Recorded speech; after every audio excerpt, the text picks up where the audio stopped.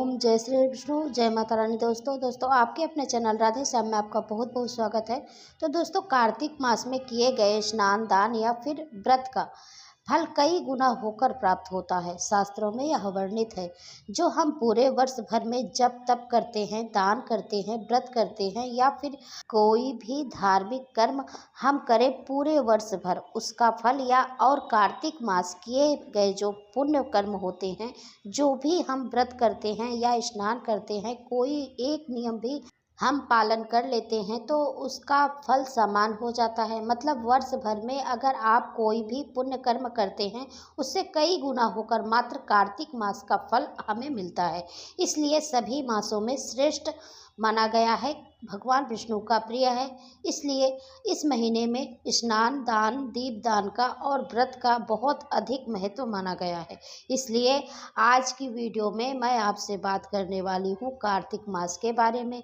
कार्तिक मास का स्नान व्रत कब से प्रारंभ होगा और कब समाप्त होगा, और कार्तिक मास का अगर आप स्नान करते हैं तो नियम क्या होता है, और इसके अलावा जो बहुत सारे आपके प्रश्न होते हैं कि अगर हम स्नान करते हैं तो किन बातों का ध्यान रखें, कब हमें स्नान करना चाहिए, कब हमें पूजा करनी चाहिए, सूर्य को जल कब चढ़ाना चाहिए, दीपदान कब करना चाहिए, और तुलसी माता की पूजा हमें कब और कैसे करनी चाहिए, सुबह करें या शाम को करें। और दोस्तों यदि हम एक दो दिन हमारा रह गया, छूट गया, हम नहीं स्नान कर पाए तो करें या नहीं, और बहुत सारी बातें हैं। क्या हम गर्म पानी से नहा सकते हैं क्या? कार्तिक मास स्नान और व्रत से संबंधित सारी जानकारी मैं आज इस वीडियो में शेयर करने वाली हूं, तो वीडियो को अंत तक ज़रूर देखिए। और दोस्तों इसके अलावा अगर आप कार्तिक मास के व्रत और स्नान नहीं कर पाते हैं तो भी कुछ नियम है ऐसे कि जिसे करने से आपको कार्तिक मास का स्नान का लाभ मिलता है। मतलब ज़रूरी नहीं है कि आप व्रत धारण करें और ये भी ज़रूरी नहीं है कि आप स्नान करें। इसके अलावा बहुत सारे और भी नियम होते हैं जिनका पालन करके कार्तिक मास का लाभ ले सकते हैं। तो दोस्तों वीडियो को अंत तक जरूर देखिए। यदि वीडियो अच्छा लगा तो लाइक भी कर दीजिए, क्योंकि आपके एक लाइक्स और एक कमेंट्स मेरे लिए बहुत ही महत्वपूर्ण होते हैं। तो यदि वीडियो अच्छी लगे तो लाइक तो ज़रूर ही कीजिएगा। और चलिए अभी हम वीडियो को शुरू करते हैं। तो चलिए अब बात करते हैं कि कार्तिक स्नान कब से हमें करना चाहिए। तो देखिए कार्तिक स्नान करने का विधान होता है पूर्णिमा से पूर्णिमा अगली पूर्णिमा तक। तो ये पूर्णिमा है, जैसे शरद पूर्णिमा से लेकर कार्तिक पूर्णिमा तक स्नान रहेगा। और जो लोग यदि पूर्णिमा के दिन स्नान नहीं कर पाए हैं तो कार्तिक के जो पहला दिन शुरू होता है उस दिन से भी आप स्नान कर सकते हैं। जैसे कि पूर्णिमा 2 दिन की थी, 16 अक्टूबर को बहुत ही देर से पूर्णिमा तिथि प्रारंभ हुई थी, तो इसलिए 16 अक्टूबर को सिर्फ खीर वगैरह का प्रसाद लोग बाहर रखे थे, यानी चांद के नीचे। और बाकी स्नान दान की पूर्णिमा 17 अक्टूबर को थी। तो यदि आप 17 अक्टूबर से स्नान कर रहे हैं तो अति उत्तम है। और यदि नहीं कर पाए हैं तो अगले दिन दूसरे दिन से भी आप कर सकते हैं, क्योंकि यदि आप किसी भी कारणवश नहीं कर पाए हैं तो ना कुछ करने से अच्छा कुछ करना बेहतर होता है। तो आप ज़रूर कर लीजिए। यदि आपका 1-2 दिन छूट भी गया है तो भी आप कर सकते हैं। तो चलिए अभी बात करते हैं कि स्नान कब करनी चाहिए, यानी कितने बजे करनी चाहिए। सुबह तो देखिए ब्रह्म मुहूर्त में स्नान करना सर्वश्रेष्ठ माना गया है कार्तिक स्नान का। और यदि फिर उसके बाद देर हो गई है तो कम से कम सूर्योदय होने से पहले, जब थोड़ा अंधेरा रहे, तभी आपको स्नान कर लेना चाहिए। इससे देरी नहीं होनी चाहिए। और फिर अगला प्रश्न है कि कब हमें पूजा करनी चाहिए। तो देखिए जब स्नान कर लेते हैं तो पूजा करेंगे ही, तो आप ब्रह्म मुहूर्त में ही पूजा कर सकते हैं। और यदि जैसे थोड़ा देर भी हो गया है, आपको पूजा करते करते देर हो गया है, तो पहले तो आप ये समय निर्धारित कर लीजिए कि हमें क्या क्या पूजा करना चाहिए, क्या मंत्र जप करना चाहिए और उस पूजा में हमें कितना समय लगता है। तो इस हिसाब से आप थोड़ा जल्दी उठकर भी आप यहाँ पूजा सुबह सुबह भी कर सकते हैं। और दोस्तों अभी हम बात करते हैं सूर्य देव को जल कब देना चाहिए, यानी सूर्य देव को जल हम कब चढ़ाएं। तो देखिए यदि हम ब्रह्म मुहूर्त में उठ गए तो बहुत ही अंधेरा रहता है और सूर्य देव भगवान निकले नहीं होते हैं उस समय, तो चाहिए तो आप सूर्य देव को उसी समय पर जल दे सकते हैं, क्योंकि ब्रह्म मुहूर्त में भगवान सूर्य देव को जल चढ़ाया जाता है।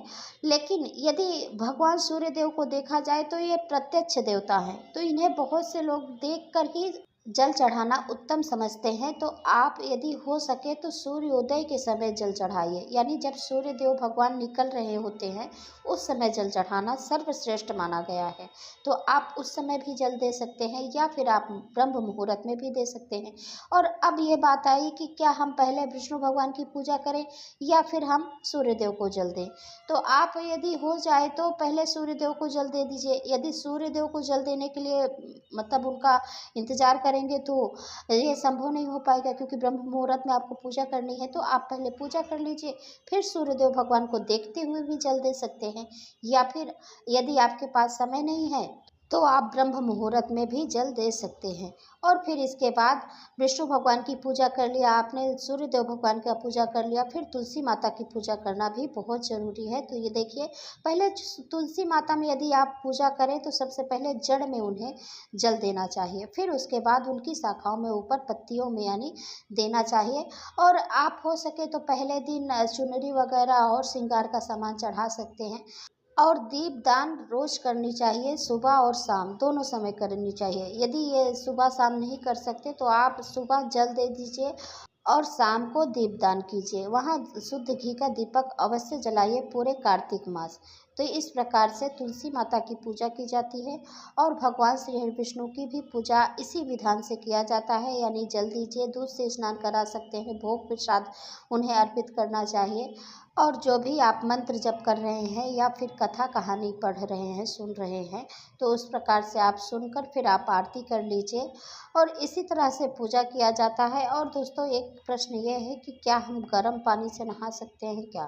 तो देखिए, यदि आप कार्तिक स्नान कर रहे हैं, कार्तिक महीने में विधि से आप स्नान कर रहे हैं, तो आपको गर्म पानी से नहीं नहाना चाहिए, क्योंकि यही विधान है। हम नॉर्मल पानी से, ना तो ठंडा पानी से ना तो गर्म पानी से स्नान करना चाहिए।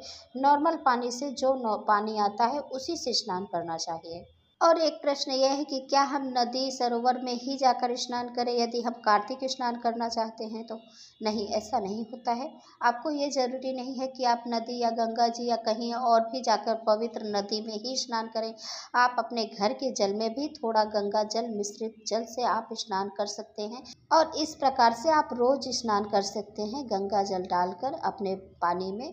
और फिर दोस्तों, आप बीच में यदि जैसे कार्तिक स्नान आपका चल रहा होता है, यदि आप जा सके तो गंगा जी स्नान करने के लिए आप बीच में जाएं, एक दिन स्नान करके ज़रूर आ जाइए। इससे आपको और भी सर्वश्रेष्ठ फल मिलता है, तो इसलिए ज़रूर जाना चाहिए। और यदि ये संभव नहीं है तो आप घर के जल में ही गंगा जल मिलाकर आप स्नान कर सकते हैं। और एक प्रश्न ये है कि हम कार्तिक स्नान कर रहे हैं तो क्या हमें व्रत रखना ज़रूरी है। नहीं, बिल्कुल ज़रूरी नहीं। यदि आप कार्तिक स्नान कर रहे हैं तो आप सिर्फ स्नान करिए, आपको सर्वश्रेष्ठ फल मिलेगा। यदि आप व्रत कर रहे हैं तो आपको स्नान करना अति आवश्यक है। यदि आप कार्तिक महीने के पूरे कार्तिक महीने का व्रत किए हैं तो आप स्नान जरूर कीजिए। यदि आप स्नान कर रहे हैं तो आपको व्रत करने की कोई ज़रूरत नहीं है, आप सिर्फ स्नान कीजिए।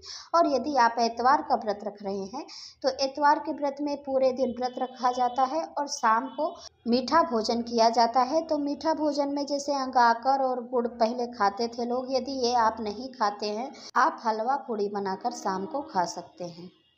और दोस्तों, आप एक नियम भी ले सकते हैं। जैसे आप व्रत नहीं कर रहे हैं, स्नान नहीं कर रहे हैं, तो आप जैसे कि कुछ दान करने का भी नियम कर सकते हैं। आप अन्न का दान कर सकते हैं, या किसी मंदिर में आप जैसे पैसे का भी दान कर सकते हैं, ज़्यादा नहीं, जैसे 10-5 रुपए का यदि आप दान करते हैं और पूरे महीने मंत्र जप करते हैं या फिर कोई भी धार्मिक ग्रंथ पढ़ रहे हैं, तो इससे भी आपको बहुत लाभ होता है। कार्तिक मास के महीने का आप पूर्ण लाभ उठा सकते हैं।